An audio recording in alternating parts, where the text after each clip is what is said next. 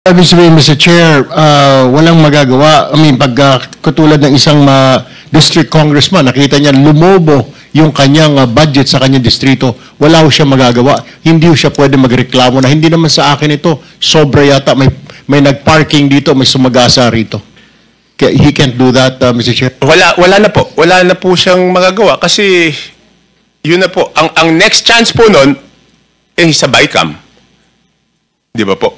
Pero aminin natin, no? Kung wala namang kalokohan yung project, Mr. Chair, sino namang congressman ang hindi magpapasalamat na dadagdagan yung distrito mo ng proyekto?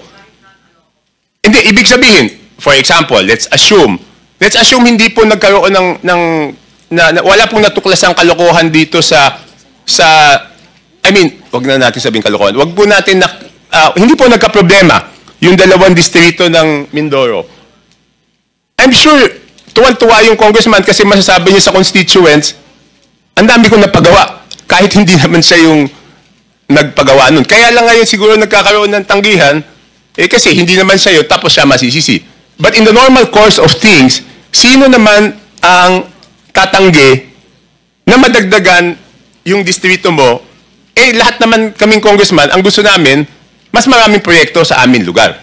Di po? Natural course of things yan. But before I proceed, Your Honor, kasi po, pagkatapos ko magsalita, ako na yung binabatikos ngayon. So let me put on record na this is not the first time I question the budget process. Pwede po nilang tignan yung archives.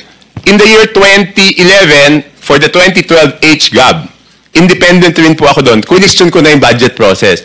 In the year 2013, for the 2014 HGAB, question ko na rin yung budget process. In the year 2014, for the 2015 HGAB, kung matatandaan niyo po, ako po yung humingi ng kopya ng DAP, Development Assistance Program. Kaya nag-away po kami sa plenaryo. So yung mga nagsasabi ngayon lang po ako nag-question, hindi po ako ngayon nag-question ng budget.